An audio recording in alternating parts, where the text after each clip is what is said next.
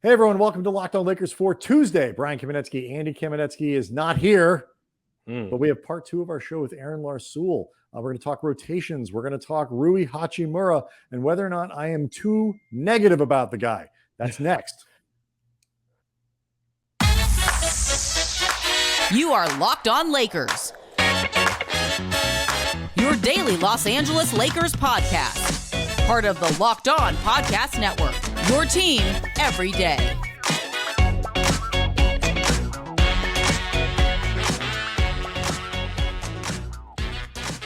Thanks to everybody for making Locked On Lakers your first listen of every day, Monday through Friday, no matter how or where you get your podcasts. Always free, never behind a paywall. Locked On Lakers on YouTube is where you can go hang out with over 20,000 subscribers to the channel. Really appreciate all the support. We're zooming towards 21,000. That's zooming, I would say. Aaron Larsuel, host of All Access Lakers on Playback, the official Lakers podcast. If you missed Monday's show, deep dive in Anthony Davis, both his role on the Lakers and why he is perceived the way he is around the league. So definitely go back and catch that if you missed it. Today, though, I want to get into some other stuff that I had on my list for Monday, but we didn't. And it starts with the rotation. Actually, you know what? I want to ask you this question first, because this whole Christian Wood thing is still out there.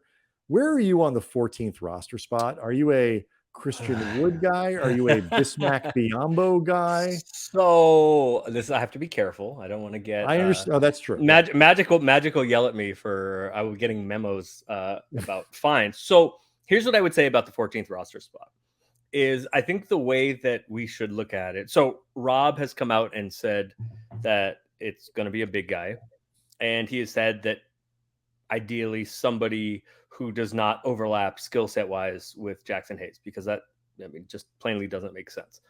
So I think the way to look at it when you're evaluating who the Lakers would like or who you would like for the Lakers for that roster spot is, so I think part of it has been said, like, who can play with AD. And I think that's the wrong way of looking at it. I think the way to look at it is who do you want to play and possibly start at center when AD is not available. Right. Let's assume, I think realistically you go into every season, you say, we need to be able to cover 25 games. Yes. So who do you want for those moments? And there's the term, this is a baseball term. And I have my A's hat on, but I don't care about baseball much anymore. It has broken my heart too many times. But there's a term in baseball for pitchers, innings eater, right? And that has kind of made its way over to the NBA. So I don't think the criteria should be so much who can play. How about this? The criteria isn't that. I will tell you, it's just plainly not that. What is being looked at internally is not that. The criteria is, if unfortunately, we all hope that AD is going to play 72, 78 games next year, right? But if AD is not able to do that, who do you want to have available, hopefully, to be able to cover those 8 games or 12 games or 25 games, whatever it is. And by the way, in conjunction with Jackson Hayes, but so you can take from that whatever you want, but but it's an interesting way to look at it. Where do you come down? Because I think it's nice if they can play together. I mean, obviously offensively, Christian Wood and AD make a lot of sense together. Defensively, you hope AD would be able to cover for Wood's many. You said it right. Many shortcomings. Many shortcomings. You said it right. He's got a higher ceiling, more variability in what you can use defensively. Bismack Biyombo is all floor. He is a very low ceiling. He's that, the scene in Being John Malkovich where they're on the 7.5 floor or whatever, and everybody's like ducking down or whatever. That is Bismack Biyombo's ceiling, but he's got a very high floor. And he's got an elite skill set at one thing, rim protection, which is valuable, particularly. Which is so interesting because he's like 6'8", but right. But whatever he can do. No, it works. So, it works. Yeah. I am a predictability and floor guy at this point. I feel like they need a little bit more floor. And part of the reason is Jackson Hayes he is very much, where's the ceiling, where's the floor? What do you There's what do you feel there's about variability there, yes. What do you think? How are you So on Hayes? so I think it's complicated, but I think Jackson Hayes, and to some extent this is true of Cam Reddish also. And we talked about AD earlier and then on the show yesterday about how the higher up you get, people poke at the things you don't do or can't do. And I think some of that is true of Jackson and Cam as it relates to this season on the Lakers. They're both minimum guys. And so I've heard lots of pundits and people, Lakers fans even, poking holes at their game. And we shouldn't have done this. We shouldn't have signed this dude. He's not any good. He can't do this. They're minimum signings. And this is what you get with minimum signings. But something that is not important to, but something that Rob likes to do is I call the second draft. And that is guys that have a certain pedigree that wash out for whatever reason at their first stop. And then you go and get them when they are a depreciated asset. They're a diminished asset. And so that's true of Jackson Hayes, who was a lottery pick. That's true of Cam Reddish, who was a lottery pick. That's true of Stanley Johnson. The Lakers took a flyer on because he was a lottery pick. And so Brewery, to some degree, also absolutely, we'll talk about it in a second, but it's absolutely a washout, but falls in. No, but he was not like, he was a washout enough that Washington said, like, we don't need him anymore. Right. He didn't get traded for a first round pick. Right. So I think that both Jackson and Cam are kind of being treated unfairly as a, like, why did we sign these guys? Do you have better options at the minimum? The difference between the two of them, and I also find Cam Reddish both metaphorically and literally kind of fascinating. The difference between the two of them is Reddish has so many players sort of in front of him that if he doesn't, I'm not even sure he's going to play. Like, the path to play. You need Jackson Reddish, much more than you need Jackson Hayes to be good. And so, when what we open this sort of the premise of this segment is like, you got to cover 25 games. You got, or at least assume that you're going to cover 25 games. And I am not comfortable with Jack. I hope it works. Sure. I don't root against players. I certainly don't root against players, who play for the Lakers. Right. But I don't root against guys, but I'm skeptical. And, that's why I want a floor player to go along with Hayes, because if it pans out, you're in great shape. But if not, you have a guy that you can put in and at least know what he's going to give you. So I find that fascinating, and we're going to do like talking heads stuff here, but I disagree. I think that if you look at not the floor guy, I'm not going to say any names, but if you look, there's two guys, right? And they both have offers from the Lakers. Rhymes with flip smack Biyombo. That is the floor guy in your iteration. Well, Christian Wood actually is kind of a floor guy too. He's got a high floor. You know exactly what you're getting in him. He's a bad defensive player and a very good offensive player. I mean, terrible.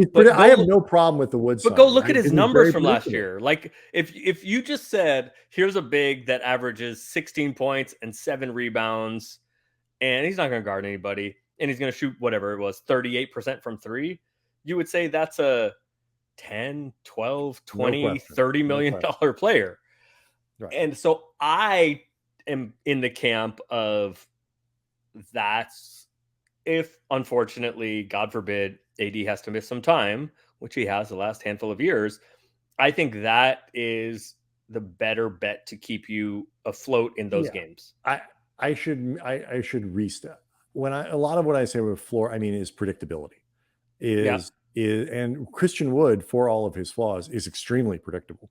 And I think that's what coaches don't get buckets. And and he can. I'm not gonna lie, I'm intrigued by lineups that have Anthony Davis and Christian Wood playing together. Like, I also like watching, and I talked about this with Andy. We'll move on after this, but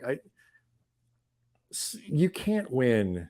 Part of the Lakers are going to have some issues scoring. I'm not sold on their outside shooting and outside offense. I realize defense wins championships and so on. Offense matters, particularly over 82 games. Defense doesn't really win championships, but whatever. It's a cliche. But you got to be able to defend. You got to be able to sure, when you need them and all that stuff. Yeah, sure. You can't grind your way through 82 games No. and then expect to have legs in the playoffs. No, NBA games aren't 92-86 anymore either. No, you got to be able to win some games. Go for a week or two where you're like, man, we should be able to get more stops. But we've won 4 games in a row, 142 to 136. And because offense doesn't drain the legs in the same way. Guys can run up and down the floor for days, score buckets, raises the enthusiasm. So I am not anti-Christian Wood. So if they did that, I don't have a problem with it. Let's move on to a reader comment that I got a few days ago that I want to get your opinion on, because I want you to tell me if this person is correct. We will do that next. So, Aaron, football season, it's about to kick off. Like, they had the kickoff game, like that weird. Oh yeah, it was. I don't think Aaron Rodgers played, but it was Jets. Was it Jets Browns? Jets Browns. That's right. So that happened. Somebody named Aaron Mond started. Ooh. I don't know what that is, but good for him for making. That's not Aaron Rodgers. No, or something Mond, Kellen Mond. I'm not sure, but he's an NFL player. He was a Boise State. Yeah, he was a Boise State guy. Yeah, good for him. I mean, I always say, like, who the hell am I to be disparaging somebody who's like a random player in the NFL? But anyway, fair. Yeah, nobody, don't be that guy. But anyway, FanDuel is giving you the chance to win all season long, because right now when you bet it on the Super Bowl winner, you can get a bonus bet every time they win in the regular season. Just pick any team to win the Super Bowl, and you'll get bonus bets for every victory. You can use those bonus bets on anything you want: spreads, player props, over-unders, and more. Visit FanDuel.com/locked-on and start earning bonus bets with America's #1 sportsbook. That's FanDuel.com/locked-on. And get yourself going ready for football season today.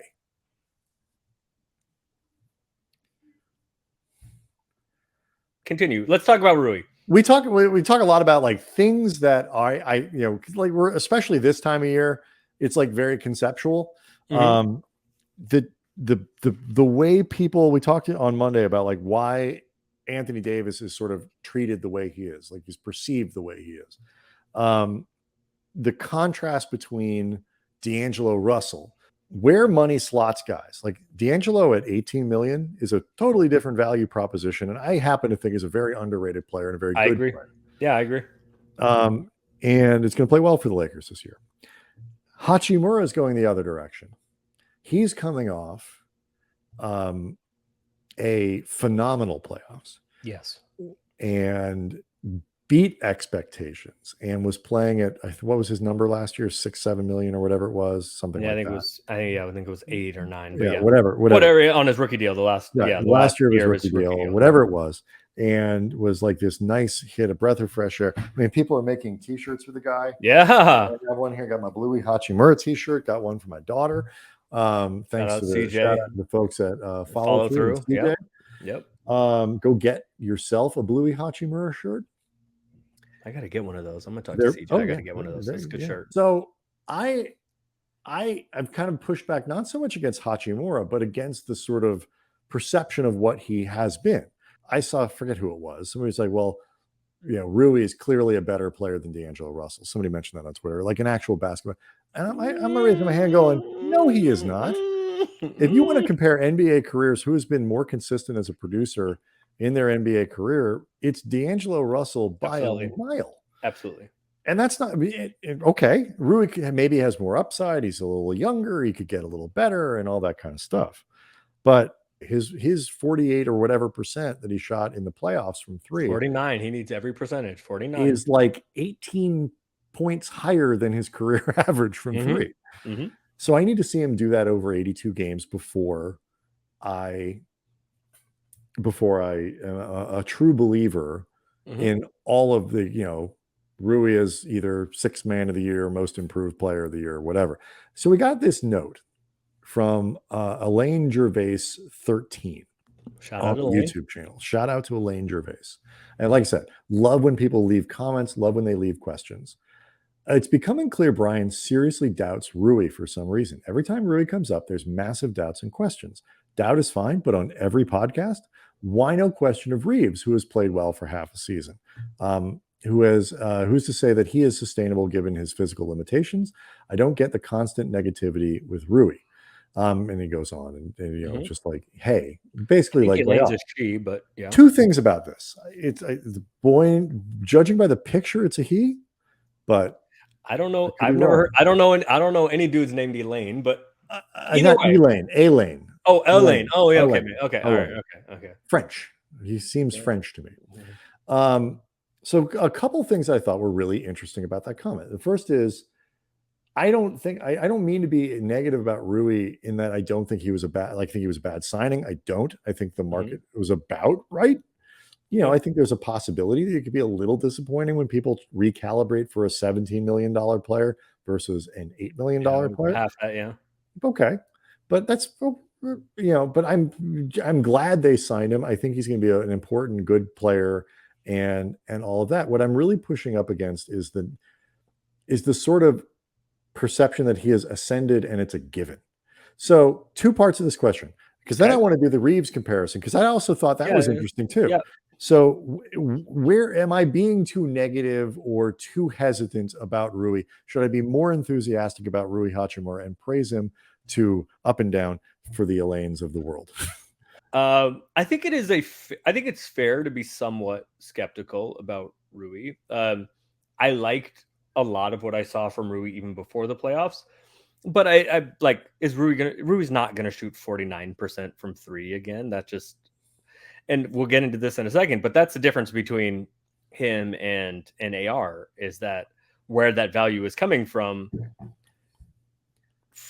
Rui seems like, especially in the playoffs, seems like possibly more variant, I guess. And you were talking about floors and ceilings earlier. So no, I think it's fair to take like kind of a wait and see approach with Rui. I also think it's going to be a very interesting question. I have my take on it, but I also understand others. And I'm not sure if it was you or your brother and I on Twitter we're talking about this, but in DMs, but I think it's an interesting question about whether Rui starts or Vando starts. Andy made a really compelling argument on Friday's show that Rui should come off the bench. So I have settled on, I think Rui should start, but I do see because I think the spacing can help, because AD hasn't shot it and LeBron was pretty bad last year. But I think some of that, to be fair to Vando and what we saw in the playoffs, I think a lot of that is on AD and LeBron. I think it is unfair to just put it all on Vando. Like he can't shoot, and it's what your eye goes to, right? Because he's not being guarded. The possession ends with him. Everybody's backed off of him, and he misses a jumper, and it's off the side of the backboard. It's an air ball. But if LeBron, who has shown that he is very capable as a three-point shooter, and AD, who at times has shown he's capable as a three-point shooter, at times, not that many of them. Okay. To the point, to his credit, has stopped taking them. Yeah. So good. But those are the superstars, right? But I think we have stopped trying to make fetch happen here. Yes, like Anthony Davis as a three-point shooter is something that we don't really work on anymore. Yeah, but why do we put that on Vando and not on AD? AD is the superstar, and LeBron is the superstar. If those dudes, if LeBron shoots 36%, if he's just league average, and AD shoots 33%, 34%, which is fine for a big dude, and they're willing to take them, and they're stationed out at the three-point line, then Vando has opportunities to work in the areas where he's more comfortable. So I think it is more of a team-wide three-point shooting issue than an issue. Yeah, I would agree with that. Go ahead. The answer to your question is because Anthony Davis and LeBron James have much more varied offensive skill sets than Vanderbilt does. And so if they're not hitting three-point shots, they can do 10 other things. Sure, but they're also the best guys on the floor. Right. So they are the ones we expect more from. Right. I think Vanderbilt makes sense to me. Andy's real compelling argument for Rui as a coming off the bench is that it allows the Lakers to do more with Rui because he won't be on the floor as much with LeBron and AD, where he would take sort of a backseat offensively. That bench unit could use Hachimura's hopefully floor spacing, but more importantly, his decisiveness in shot creation, his ability to go mid-range and put the ball on the floor and take a shot. So, I mean, and that makes sense to me. So I think it's an open question. And I think there's most of the times I have a definitive answer for stuff and I don't. I think I've settled on Rui starting. But I understand the arguments both ways. And I think maybe the best argument for Vando starting is his best skill is he is going to be a bulldog and give Luka hell and Steph less so because he's not great running off screens, but like Jason Tatum and Luka and Ja because he's not running off screens, like all of those elite ball handlers, Dame wherever he ends up. That's what Vando is best at. And if you put him on the bench and he's going against second unit guys, you're taking away the thing he does best. So I think that's a reasonable argument. I would settle on Rui because I think this team in general is just going to be better defensively, as you stated earlier, than they're going to be offensively. And the threat of Rui as a spacer, I think, helps. But again, I put a lot of that on LeBron and AD. And frankly, on Austin and D'Lo. Like the right, team, those guys needed. If those guys had hit more shots, in the playoffs, whatever, Vanderbilt would have been more playable. There's no question. So, I do think it's a fair question, and and it's interesting with Rui, right? Like, right. I do think I personally have settled on probably Rui as a starter, but I do think there's an argument for Vando. What do you think about the second half of that question? And then we'll break here. But like the Reaves part, because the argument can be made, like, okay, well, Reaves, although I think he was, certainly more productive at the beginning of the season than he's being given credit for, jumped from 32% to 40% from three. Wasn't a great 3-point shooter in college. And I have my own answer to this question, but you could certainly make an argument that he doesn't have any really longer a track record. And yet I 100% am more confident that the Reaves that we saw at the end of the year is the Reaves we're going to get going forward. Certainly the folks at Team USA are. Is that being unfair to Rui or overly fair to Austin, or neither? So the league answers the question for you. Opponents answer that question for you. And Austin, and look, like Matt Ryan was playing ahead of Austin earlier in just this last season because the team was so desperate for 3-point shooting. But the league itself and opponents answer the question for you. And nobody guarded Vando, and they did guard Rui. I don't think Rui's ever going to shoot 49%. They started to guard him a little bit. Yeah, he's not going to shoot 49% ever again in his life, right? Like, but Austin was thought of by opponents as more of a threat. And so they are answered, like the league answers that question for you. And was productive anyway.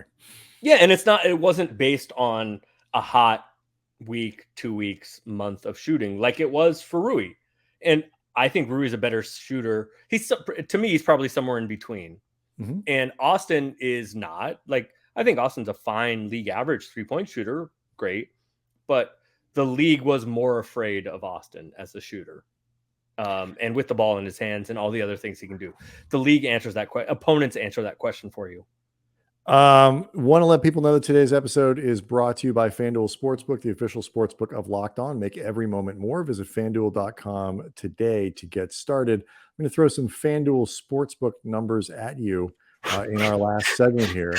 For those of you not looking, I'm blowing in my hands like I'm getting prepared for something. His ring-laden hands. Look at that. Look at that. That was like a really low-key way to just get that on the thing. Like, oh yeah, I do have a ring. Yeah. Championship podcaster. So we'll get to that next.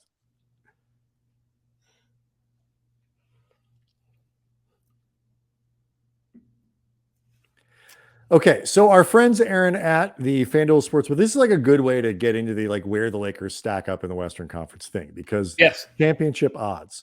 I'm going to name the number isn't so they're plus 1,500. If you're not a gambler, that doesn't that's not necessarily going to make a lot of. Means you bet $100 and you win $1,500. But here's who's in front of them. You mentioned the Celtics. I think that was for Monday's show. They are the betting favorites, followed by the Nuggets, 470 and 480 respectively. Then you get to the Bucks. Then you get to the Suns. Then the Heat. Interesting. That is a Dame Lillard futures Yeah. thing. That's a good point. Yeah. Then the Warriors at 1,400 and the Lakers. Now, teams like the Warriors, teams like the Lakers that casuals like to bet on, you always have to take that into consideration. But you Especially the look at, Lakers. right, especially the Lakers. But you look at this and it's the Celtics, the Nuggets, the Bucks, the Suns, the Heat, again with an asterisk, and the Warriors. Lakers are ahead of the Sixers, the Cavs, the Clippers, the Mavs, the Grizzlies, the Pelicans, a team with the Kings. Not to tell people what to do with their money. If I'm putting $100 on anything on this board, it's the Kings at plus 5,000. I mean, You they're know what pretty was good. most interesting? The Kings won the division, the Pacific Division last year, and according to sportsbooks, are predicted to finish last in the division this It's year. possible. It's very Of possible. course, absolutely. Here's one I like even better: the Thunder at 8,500 To win the title. to win a title. I mean, I'm not saying I'm not putting a college fund in it. Shea is so good. Shea is so good. They've got guys coming back. And Chet, Chet coming. They're not winning the title, but probably OKC not. is going to be heard from. But if I could go, it's good value. You're right. 85 to 1. Yeah, that's worth $10. I mean, I'm just saying. Is it worth 100? Is that is it worth 100? I don't know. How rich are you? So the Lakers are these are like sort of like related but different questions. The Lakers are 7th on this list. 1, 2, 3, 4, 5, 6, 7th in terms of title odds. The over-under on wins for them is 47.5. Do you think do you like where they're kind of lumped in there? Like how would you categorize their championship odds compared to Boston, Denver? Yeah. So I think this 47.5 is a terribly difficult bet. I think the most instructive part, or I think the part that we should look at most is, I think if you do it by like individual, like 1, 2, even if you just do the West, right? Like Denver, Phoenix, Warriors, Lakers, that can kind of be misleading. I think the most instructive part is to do it in tiers.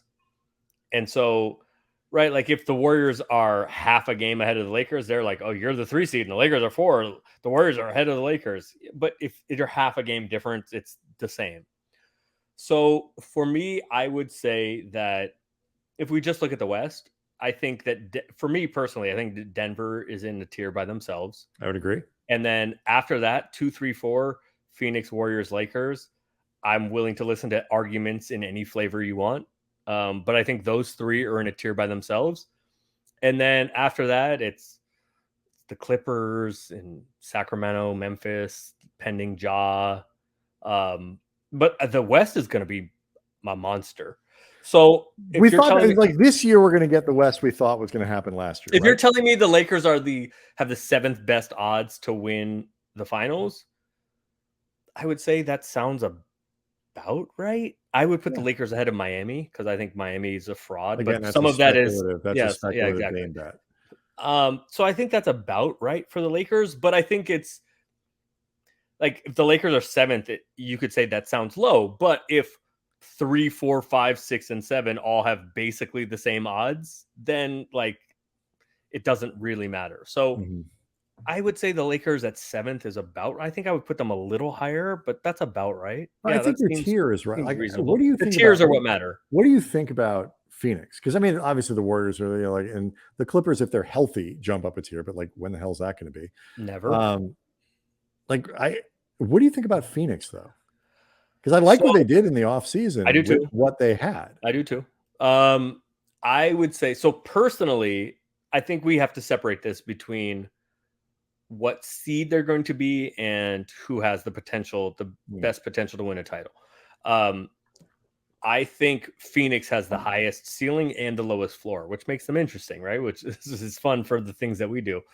I think Denver is separate. And then after Denver, I think Phoenix has just as good of a chance as anybody to win the whole thing.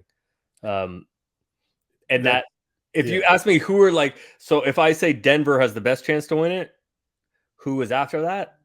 How about this? If you ask me who's going to win the title next year, if I had a gun to my head, I would say Milwaukee and the Warriors are playing for it, and probably Milwaukee.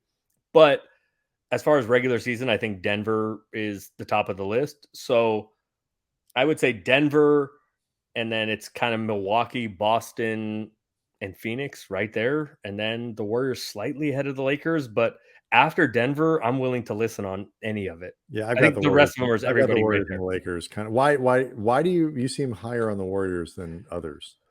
I mean, full disclosure, I grew up in San Francisco, I was so about to say, beyond yeah, your so that's because Steph and they won. Like we forget that they won. Not this one, the last one they won, and Steph is that guy. But I also think the Warriors have a very low floor because I think it is entirely possible the Chris Paul thing just blows up.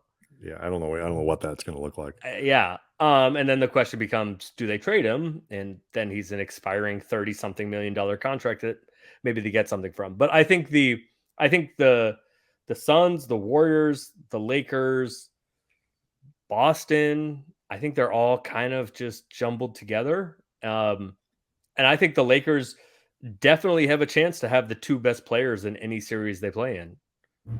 Kind of amazing when you start talking about LeBron in that way at his age with the mileage, but it's true. But so to answer your initial question, I think 7th is about right. If assuming that 3, 4, 5, 6, 7 are pretty close in the odds, I think that's about right for the Lakers. Yeah, and your point about odds for title versus over under for wins is a great one, particularly with the Lakers, because 47.5 is, if all goes well for the Lakers, are going to win more than that. But LeBron's going to miss some games. Anthony Davis is going to miss some games. They're going to load manage to the best of their ability, both of those guys through the entire season. The West ought to be brutal this year in the way that we thought it was going to be brutal last year. We talked about like 7 or 8 teams and didn't mention Minnesota, didn't mention OKC, didn't mention New Orleans. Barely talked about Sacramento. It's like, the Clippers are an afterthought because nobody thinks they're going to stay healthy. The Pelicans could be good. The Grizzlies, all the Jaw stuff aside, should still be pretty good. The Marcus Smart thing, I think, is going to help them a great deal. Him and Triple J. The Jazz are not a terrible team. The Wemby Spurs should be better this year than last. Houston's got guys. The last year, you're right. Last year, the conference, it was almost like the league, it was on the phone being like, guys, and we need you to slow this down until the Lakers can sort themselves out because we need them back. Adam Silver was on the phone. You can't expect that again. But the 47.5 number, at the end. 47.5 is a tricky number for the Lakers. No, it seems about right. Yeah, because I could totally see them now. And if guys really get hurt, like Phoenix, the floor goes way down. Yeah. But I could see the Lakers winning 45. I could see the Lakers not winning 52.